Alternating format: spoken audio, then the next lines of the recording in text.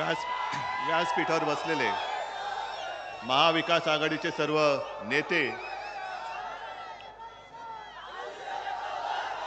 आणि जमलेल्या माझ्या तमाम देशभक्त बांधवांनो, भगिनींनो आणि मातांनो,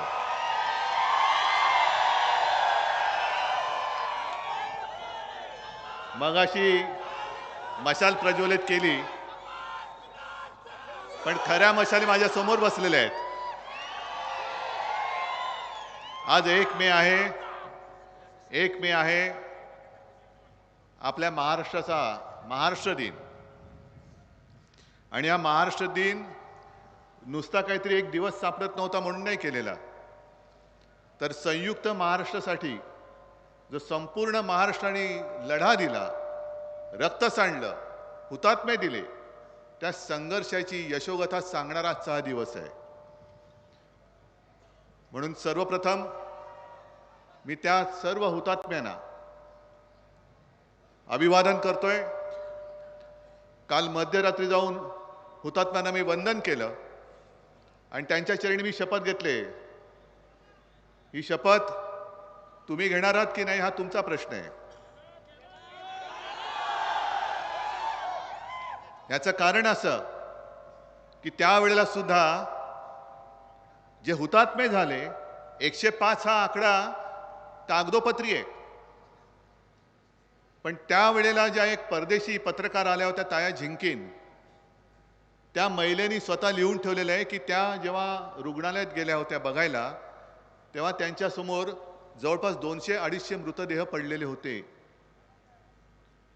आणि महाराष्ट्राबद्दलचा आकस हा त्याही वेळेला दिसला होता. मोरारजी देसाई कुठून आले होते? त्यांनी गोळीबाराचे आदेश दिले होते आणि पोलिसांना सांगितलं होतं की माणसांना मारण्यासाठी गोळ्यांचा वापर करा. मराठी माणसं मेली तरी चालतील, पण गोळी वाया जाता कामा नये. हा आकस तेव्हापासूनच आहे. अगदी आपल्या छत्रपती शिवाजी महाराजांनी सुरत लुटली होती, इंग्रजांची वखार. आता सुरतेचे 2 जण महाराष्ट्र लुटतायत. आणि मी शपथ घेतलेली आहे की माझ्या छत्रपतींच्या महाराष्ट्राला जे लुटतायत, त्या लुटारूंचा सुपडा साफ केल्याशिवाय मी राहणार नाही. महाराष्ट्राला जे लुबाडतायत, महाराष्ट्राला जे ओरबाडतायत, मग ते कोणी असो, त्यांना नेस्त नाबूद केल्याशिवाय मी राहणार नाही. मी शपथ घेऊन मैदानात उतरलेलो आहे. आणि ही शपथ तुम्ही सुद्धा घ्यायला पाहिजे. आपल्या डोळ्या देखत महाराष्ट्राची विल्हेवाट लावतायत आणि तरी सुद्धा मतं मागायला निर्लज्जपणाने हे वखवकलेले आत्मे महाराष्ट्रामध्ये फिरू कसे शकतात? आज भाषणाला सुरुवात करण्यापूर्वी महाविकास आघाडीच्या सर्व नेत्यांना मी तर धन्यवाद देतोच. इकडे सुद्धा जे कोणी सगळे शिवसैनिक आणि महाविकास आघाडीचे कार्यकर्ते आले असतील, त्यांना सुद्धा धन्यवाद देतोय. नक्कीच, कारण या कठीण प्रसंगामध्ये तुम्ही सगळे माझ्या सोबत आहात. विशेष म्हणजे सत्यजित, सुजित, उल्हासदादा, तुम्हाला मी खास धन्यवाद देतोय. तुम्हाला खास धन्यवाद देतोय कारण हे तुमच्यासाठी अक्षरशः मरमर मरणारे शिवसैनिक, निष्ठावान. अरे निष्ठावान वेगळं सांगायला पाहिजे. गद्दारांना गाडणारे. तुम्हाला काय वाटतं, यांना मोह दाखवला नसेल, यांना खोक्याचं आमिष दाखवलं नसेल, पण याला निष्ठा म्हणतात. निष्ठा कधी विकली जात नाही, अजिबात नाही. आणि तुम्ही निष्ठावान आहात. आणि मगाशी जे पवार साहेब म्हणाले की सत्यजित सत्यमेव जयते, त्याच्यामुळे सत्यजित आपला जिंकलाच पाहिजे. आणि तुम्हाला खरं म्हणजे मी तुमची माफी मागितली पाहिजे आणि मागतोच. कारण गेल्या वेळेला मीच आलो होतो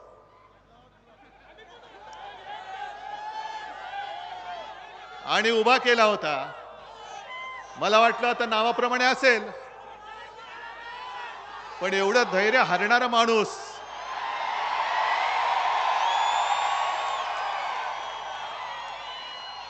मी नव्हता पाहिला. पण गद्दारी झाले ती केवळ माझ्याशी नाही, गद्दारी डबल गद्दारी झाले. कारण हा तर खोकेबाज निघालाच. पण ज्या मोदी सरकारसाठी, मोदींसाठी आपण मतं मागितली होती, मी मागितली होती, म्हणून मी माफी मागतोय.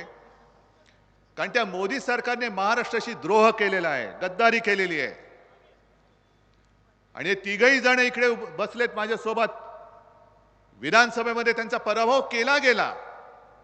आणि कोणी केला हे मी मुद्दामून बातमी घेऊन आलोय. हे भाजपचे जे नगरसेवक होते कोल्हापूरचे, काय त्यांचं नाव, RD पाटील, त्याने आरडाओरडी केली आता. आणि नाव कोणाचं घेतलंय,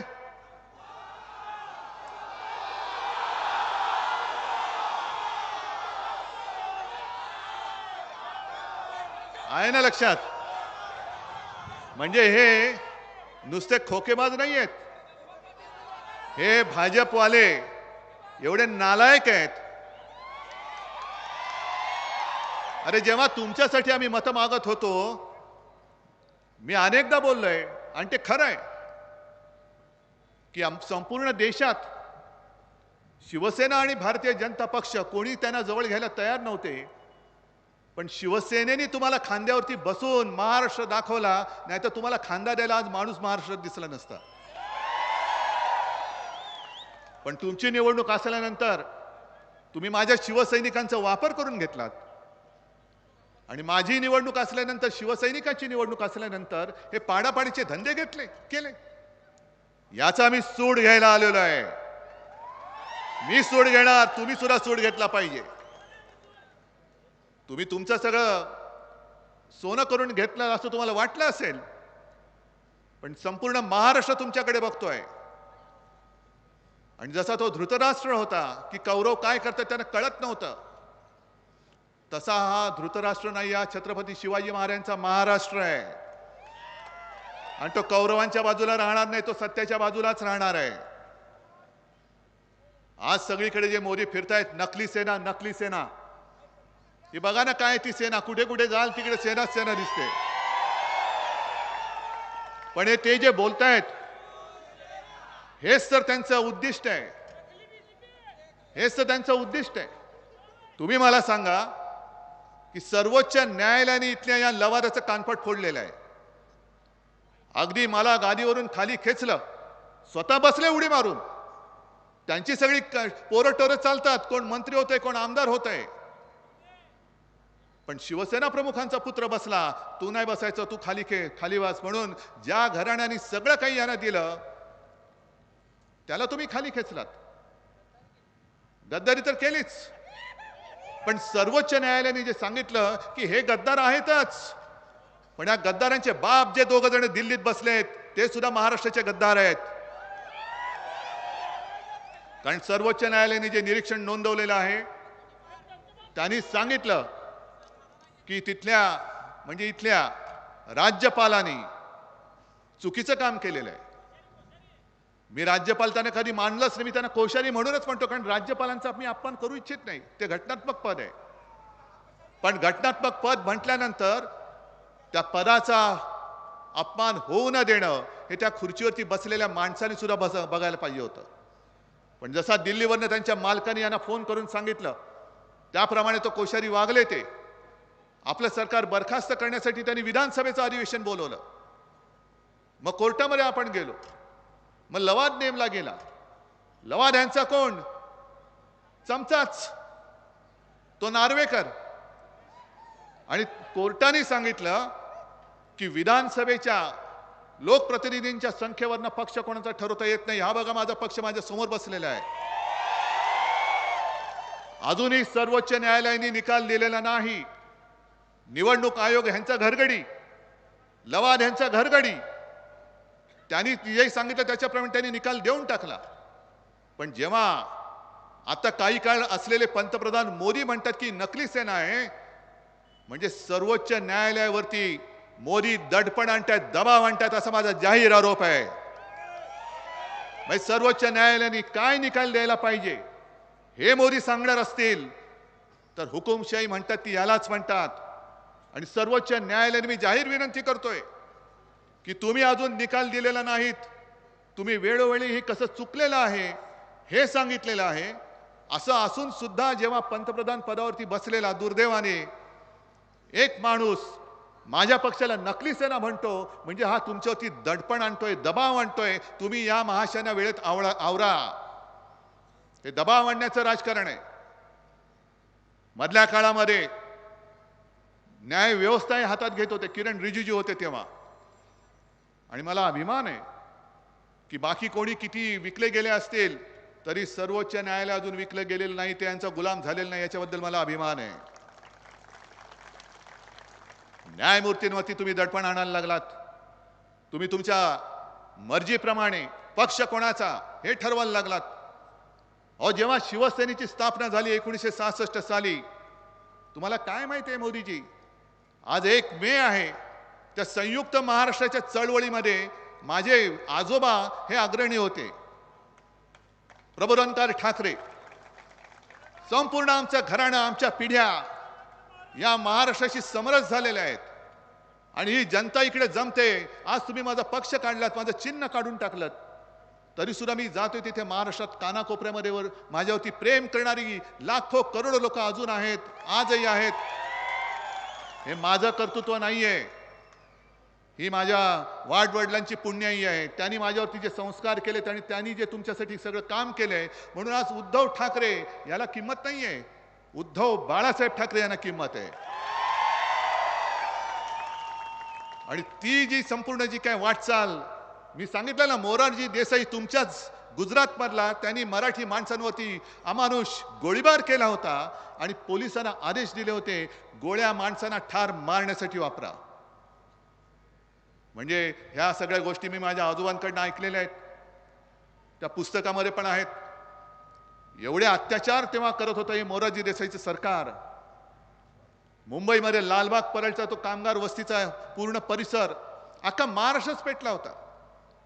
पण जसं आता त्या उत्तरेतल्या शेतकऱ्यांवरती ड्रोन मधून अश्रुधुरांचे गोळे सोडले, तसे मोरारजीचे नरराक्षस पोलीस त्या लालबाग परळच्या चाळींवरती जाऊन खिडक्यातनं अश्रुधुराच्या नळकांड्या आतमध्ये मारायचे.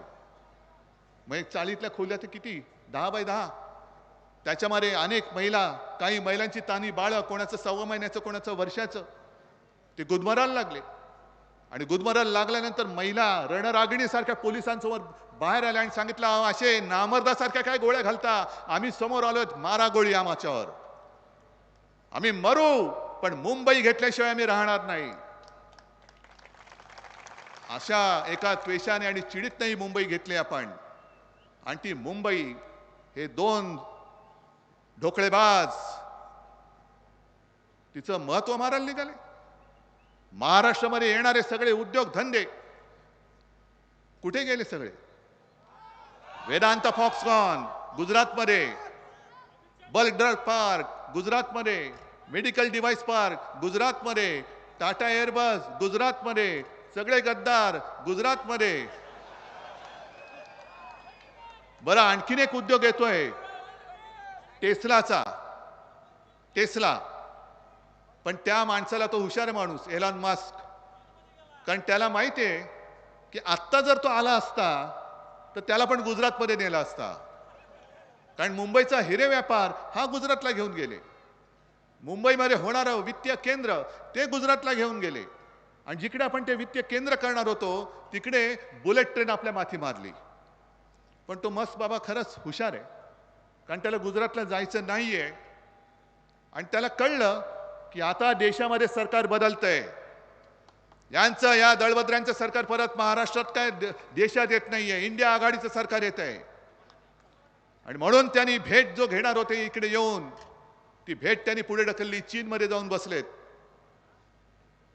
हे आता जगभर झालेलं आहे की देशातलं सरकार बदलतंय, देशामध्ये लोकशाही पुन्हा येते, हे जगभर झालेलं आहे.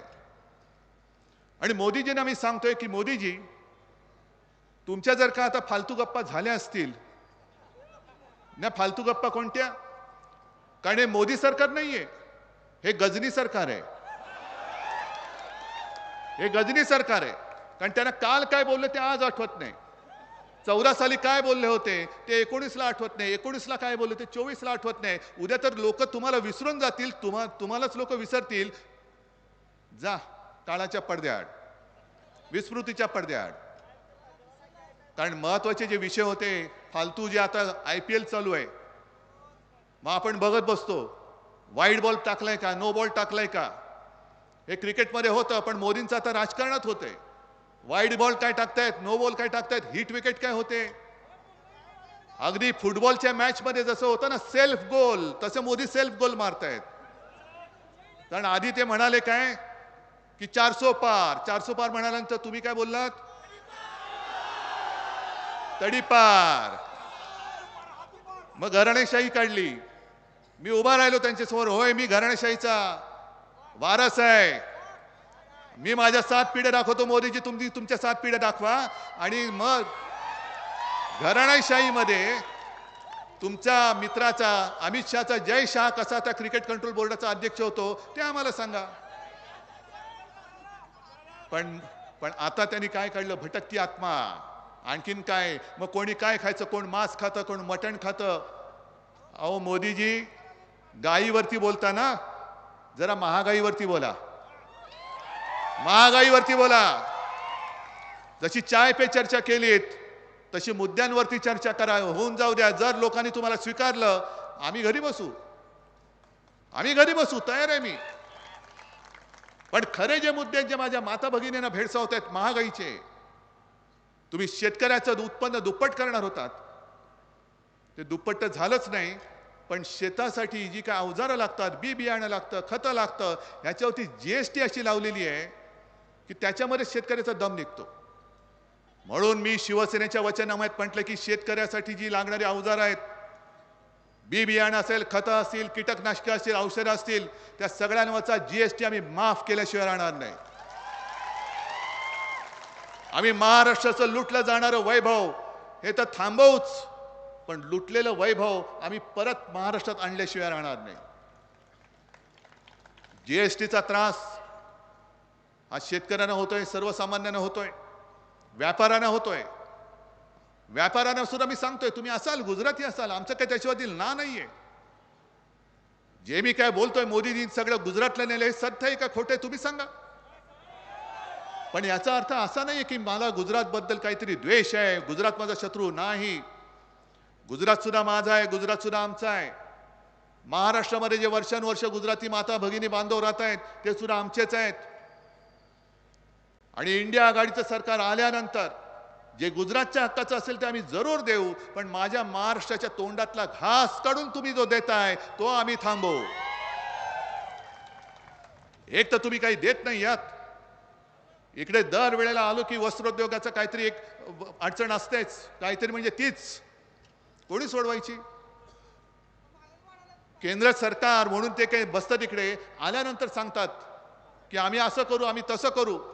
जा ना इथल्या खासदाराला म्हणा, दिल्लीत तू जाऊन काय काय केलास त्याचा कार्य अहवाल दे. एकदा तरी माझ्या इचलकरंजीच्या या यंत्रमागाबद्दल तोंड तरी उघडलं होतंस का सांग. पण मुंबईमधलं वस्त्रोद्योगाचं आयुक्तालय सुरे हे मुंबई बाहेर घेऊन गेले. एवढा आकस, एवढा द्वेष.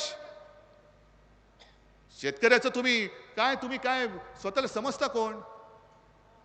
मी आज पेपरमध्ये वाचलं की इथे ऊस उत्पादक शेतकरी मोठा आहे, आम्ही FRP दिला, अमुक हे दिलं ते दिलं. अहो मग गेल्या वर्षी तुम्ही त्या इथेनॉलला बंदी का केली होती. ऊसापासून, ऊसाच्या रसापासून जो इथेनॉल बनतो त्याला बंदी करून तुम्ही कोणाच्या खिशात कोणाचा इथेनॉल म्हणून पर्याय कोणाचा विकून देणार होतात. मादी निर्णय घेतलात का आणि मागे का घेतलात. तुम्ही शेतकऱ्याला हमीभाव देऊ म्हणालात होते, आज आम्ही म्हणतोय की आम्ही हमीभाव देणार. एवढंच नाही तर मी महाराष्ट्रामध्ये जेव्हा फिरतोय, संपूर्ण विदर्भ झाला, मराठवाड्यामध्ये परत अजून निवडणुका आहेत, जळगावमध्ये जाणार आहे, रायगड आहे, सगळीकडेच आहे. पण शेतकरी अर्धा कुठे मरतो. जसं कापूस उत्पादक आहे, कापसाचं उत्पादन काढतो, पण कापूस साठवून ठेवायला त्याला जागाच उरत नाही. आणि एका शेतकऱ्याची माझ्याकडे प्रतिक्रिया आली जळगावच्या. तो म्हणाला कापूस ठेवायला जागा नाही, संपूर्ण अंग खाजायला लागलं, आम्ही करू काय. त्या सर्व शेतकऱ्यांना आम्ही गोदाम निर्माण करून देऊ. गोदामात ठेव दादा, तुझा माल तुला घरी ठेवायला जागा नाही ना, तुझ्या नावाने या गोदामात ठेव, जेव्हा तुला विकायचं तेव्हा तू विक. शीतगृह बांधून देऊ. आणि मोदीजी तुम्ही आज जे सगळीकडे म्हणताय शेतकरी शेतकरी, मग ते काळे कायदे का आणले होते तुम्ही? का त्याच्याबद्दल तिथल्या उत्तरेतल्या शेतकऱ्यांनी रस्त्यावरून आंदोलन केलं होतं? का तिथल्या शेतकऱ्यांना तुम्ही 7-8 महिने हे उन्हातान्हात पावसात थंडीमध्ये तसंच ठेवलं होतं आणि त्याच्यामध्ये जवळपास 700 शेतकरी हे तडफडून गेले? इकडे भटकता आत्मा शोधण्यापेक्षा त्यांच्या आत्म्यांना काय वाटत असेल त्याचा पहिला विचार करा. आज माझ्या शेतकऱ्याचं उत्पन्न तुम्ही दुप्पट नाही केलं, पण ती काय ती सन्मान योजना 6,000 हजार रुपये शेतकऱ्यांना इकडे मिळालेत कोणाला? नाही, काही जणांना मिळालेत, जरूर मिळालेत. पण हे सगळं मी तुमच्याकडनं शिकतोय. तो शेतकरी काय सांगतो की तुम्ही आता खतावरती त्यांनी जीएसटी 5% केला, त्याच्या आधी किती होता? 18%. मग तो काय म्हणाला की आम्हाला शेतकऱ्याला 1 लाखाचं खत जर लागलं, 1 लाखावरती 18% म्हणजे किती गेले? 18,000. तुम्ही देता किती? मग 12,000 माझे तुझ्याकडे ते कधी देतोयस? मग हे खताचं झालं, औषधांचं झालं, शेतीची अवजार आहेत, पंप आहे, मोटर, सगळंच त्याच्यावरती जीएसटी एवढा लावून ठेवलाय. अहो, शेततळ्यासाठी जे प्लास्टिक लागतं त्याच्यावरती पण जीएसटी आहे. आता तर काही शेतकरी एवढ्या चिंतेत पडलेत की साहेब आम्हाला भीती वाटते, आम्ही यांच्या विरोधात का आहोत? कारण आम्हाला भीती वाटते की हे शेतकऱ्यांना सुद्धा इन्कम टॅक्स लावतील. लावू शकतात, लावू शकतात. कारण ज्या पद्धतीने यांचं सरकार चाललेलं आहे. अहो, यवतमाळमध्ये मी गेलो होतो. यवतमाळमध्ये दाभाडी नावाचं एक गाव आहे. तिथे 14 साली आपले मोदीजी आले होते आणि चाय पे चर्चा. मग त्यांनी सांगितलं इकडे मी कापसासाठी एक बाजारपेठ निर्माण करून देईन, आणखीन महिलांसाठी हे करून देईन, आणखीन ते करून देईन. सगळे फसले. तेव्हा आपण सुद्धा त्यांच्याबरोबर होतो. दिली मतं दणादणा. आणि मतं दिल्यानंतर जेव्हा शेतकऱ्यांनी पत्र लिहायला सुरुवात केली प्रधानमंत्री कार्यालयात, उत्तर नाही. प्रधानमंत्र्यांची भेट घेण्याचा प्रयत्न केला, नो एंट्री. एवढंच नाही तर प्रधानमंत्र्यांची सभा ज्या वेळेला त्यांच्या गावात होती त्या सर्व शेतकऱ्यांना पोलिसांकडनं एका बाजूला डांबून ठेवलं होतं. हा असा डांबरटपणा तुम्हाला चालेल? हीच तर हुकुमशाही आहे. आणि जे शेतकरी आता दिल्लीला चालले होते, कशासाठी चालले होते? का तुमच्या खुर्चीवरती बसायला चालले होते? का तुमची खुर्ची पळवायला चालले होते? खुर्ची तर तुमची खेचलीच आहे म्हणा, ती खेचणारच आहोत आम्ही. पण जे सरकार शेतकऱ्याला दिल्लीत येऊ देत नाही त्या सरकारला तुम्ही आता दिल्लीत येऊ द्यायचं नाही. तुम्ही शेतकरी बनून मतदान केलं पाहिजे, तुम्ही नागरिक म्हणून मतदान केलं पाहिजे. आणि सत्यजित तुम्ही जे बोललात घटनेबद्दल हे खरंच आहे. कारण मी मुद्दामून काही बातम्याच घेऊन आलेलो आहे. इकडे त्यांचे काही कोणते एक मंत्री खासदार होते कर्नाटकातले, हेगडे, त्यांची बातमी आहे माझ्याकडे. आम्हाला 400 पार का पाहिजे? कारण घटना बदलायची आहे. आता घटना का बदलायची आहे? हुकुमशाही तर आणायचीच आहे, पण घटना बदलण्यामागे सुद्धा त्यांचा हा जो एक आकस आहे महाराष्ट्राबद्दल. कारण घटना कोणी लिहिली? अरे मोठ्याने बोला. डॉक्टर बाबासाहेब आंबेडकर, महाराष्ट्राचा सुपुत्र.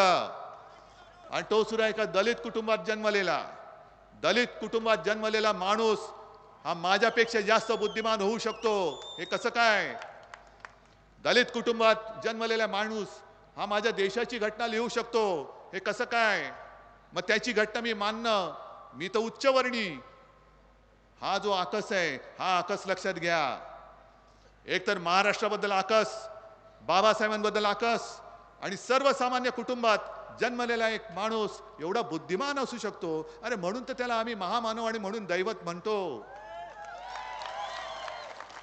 अजूनही तुम्ही स्वतः दैवत म्हणून तुमचे चेले चपाटे फिरतात, पण तुम्हाला कोणी देव कधी मानणार नाही, कोणीच मानू शकत नाही. आणि हीच पोटदुखी आहे. किती काम केलं तरी शिवसेना प्रमुखांना जे हिंदू हृदय सम्राट एकमेवच, याने किती फुशारक्या मारल्या तरी हिंदू हृदय सम्राट हे होऊ शकत नाहीत. एकच. आणि हीच त्यांची पोटदुखी आहे. हे जे सगळे आता गद्दार लोक इकडे इकडे गेलेले आहेत, हे गद्दार, या गद्दारांना मला तेच विचारायचंय की तुम्ही हे जे काय प्रश्न आम्ही सांगतो ना तुम्हाला, सगळे उद्योग पळून नेलेत, तुम्ही काय तिकडे बोंबलला नाहीत. अगदी आता सुद्धा जे मिंदे ते बसलेत कडेवर त्यांना सुद्धा मला विचारायचंय, मी बाळासाहेबांचे विचार सोडले का? मी हिंदुत्व सोडलं का? अरे आपल्या मशाल गीतामधलं जी एक तुम्ही घोषणा देता, कोणती?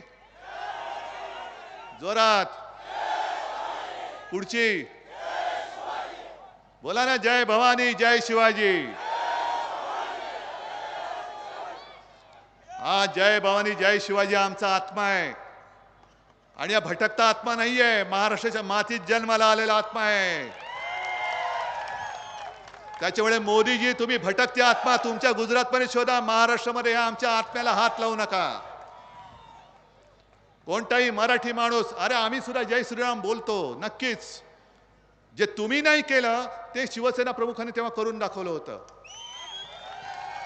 आम्ही सुद्धा बजरंग बली की जय बोलतो.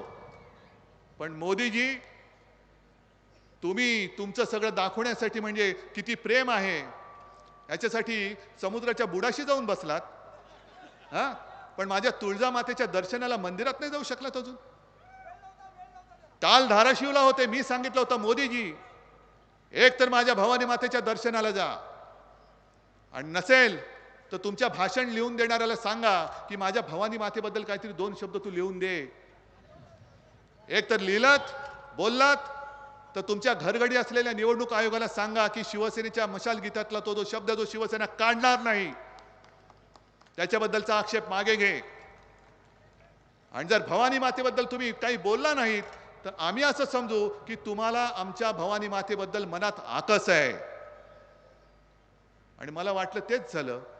मोदीजी जिकडे जातात तिकडे सगळ्या दैवदेवतांना आमचेच दैवत आहेत, त्यांना नमस्कार करतात, पण काल धाराशिवला जाऊन भवानी मातेबद्दल एक अक्षर काढलं नाही. हा त्यांचा आकस, हा आकस मला महाराष्ट्राच्या मातीत गाडून टाकायचा आहे. आणि भटकत्या आत्म्याबद्दल जर का तुम्ही बोलत असाल तर काल मी बोललेलो आहे की असाच एक वखवखलेला आत्मा 300-350 वर्षापूर्वी गुजरातमध्ये जन्मलेला आग्र्यावरनं आला होता. का आला होता? की छत्रपती शिवाजी महाराजांनी त्यांच्याशी लढून जे माझं हिंदवी स्वराज्य स्थापन केलं होतं ते बुडवायला आला होता. आपल्या संभाजी महाराजांना दगाबाजी करून पकडलं, अनन्वित छळ करून त्यांची हत्या केली. त्यांना वाटलं आता संभाजी महाराजांना संपवल्यानंतर महाराष्ट्र संपला, पण त्यांना माहिती नाहीये मराठी माती ही वीराला जन्म देत असते, गद्दारांना नाही. 27 वर्ष आज मोदी अनेक सभा घेतात, घेऊ द्या, पण औरंगजेब 27 वर्ष महाराष्ट्रामध्ये राहिला, झुंजला. इथल्याच कोल्हापूरच्या आपल्या ताराराणीने त्याला झुंज दिली होती. पण औरंगजेबाने पुन्हा आग्रा पाहिला नाही, याच मातीत त्यांनी शेवटचा श्वास घेतला. हे मराठी मातीचं आणि भवानी मातेचं हे महत्व आहे. त्याच्यामुळे तुम्ही आमच्या या अस्मितेशी, आमच्या या अभिमानाशी खेळ करू नका. ही मशाल नुसती निशाणी नाहीये, तो धगधगता अग्नी आहे. आणि त्याला हात लावायला जाल तर जो हात लावेल तो जळून भस्म होईल. आज तुम्ही मला वाटतं ठरवून आलेलाच आहात. आलात की नाही? काय नक्की? गेल्या वेळेला मी चूक केली, मी माफी मागितली तुमची. माझ्याच सांगण्यावरनं त्याला निवडून दिला होता, माझ्याच सांगण्यावरनं त्यांना पंतप्रधान केलं होतं. आज मी पुन्हा तुमच्याकडे आलोय. जसं कोरोना काळामध्ये मी तुमच्याशी बोलत होतो, एका गोष्टीचं मला समाधान आहे की संपूर्ण देशात त्या अतिशय कठीण काळात महाराष्ट्राच्या मुख्यमंत्र्याचा नंबर 1 होता. पण हा नंबर 1 माझा नव्हता, हा नंबर 1 तुमचा. कारण मी तळमळीने तुमच्याशी बोलत होतो. सगळे सांगत होते की उद्धवजी कसं होणार, लोक घरात का बसणार, तोंडाला मास्क का लावणार, दुकानं का बंद ठेवणार. मी सांगत होतो की वाईटपणा मी घेईन माझ्या महाराष्ट्रासाठी, पण मी सांगतो ते ऐका. आणि तुम्ही ऐकलत, त्याच्याबद्दल तुम्हाला खरंच महाराष्ट्राच्या तमाम जनतेला मी दंडवत घालतो. आणि म्हणूनच हा आपला महाराष्ट्र आपण कोरोनापासून वाचू शकलो. आज पुन्हा त्याच तळमळीने मी तुमच्यासमोर हात जोडून उभा आहे. या हुकुमशहाच्या व्हायरसला आता गाडून टाका. जसं तेव्हा मी सांगत होतो की 2 हाताचं अंतर ठेवा, तसं या भाजपच्या व्हायरस पासून 10 हाताचं अंतर ठेवा. 10 हाताचं. आणि मला खात्री आहे की तुम्ही सगळेजण, मला एका गोष्टीचा नक्कीच अभिमान आहे की आजपर्यंत कदाचित कोणत्याही मुख्यमंत्र्याच्या नशिबी आलं नसेल असं भाग्य माझ्या नशिबी आलं की तुम्ही सगळे मला कुटुंबातला एक मानायला लागलेले आहात. माझा मी तुमचा परिवार. कारण मीच ती एक संकल्पना आणली होती, माझे कुटुंब माझी जबाबदारी. नुसतं मेरा परिवार म्हणून मी सोडून नाही दिलं. परिवार की जिम्मेदारी भी मैंने ली थी. आज भी लेने के लिए मैं समर्थ हूं और आज भी मैं ले रहा हूं. त्याच तळमळीने मी तुम्हाला सांगतोय की आजपर्यंत आपण फसलो. आपल्याला कळलंच नाही की आपला चेहरा वापरून महाराष्ट्राला मुळापासून हे कसं नासून टाकतायत. महाराष्ट्राची संपूर्ण तंगडतोड करतायत, लुळापांगळा करतायत. आता या महाराष्ट्राला लुळापांगळा करणाऱ्या आणि ओरबाडणाऱ्या हुकुमशाहीला यापुढे एक सुद्धा मत मिळता कामा नये.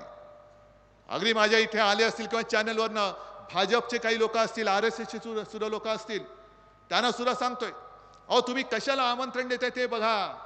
असं काही नाहीये की ही लोक माझ्या सभेत आले ह्यांनाच महागाईने ग्रासलंय. असं काही नाही की इथे माझ्या सभेला आलेले शेतकरी त्यांनाच संकट आलेत. गॅस माझ्याच लोकांना मिळत नाही असं नाहीये. हे संकट संपूर्ण देशभर आहे. कारण ते कोणाचं आपलं मानायला तयार नाहीयेत.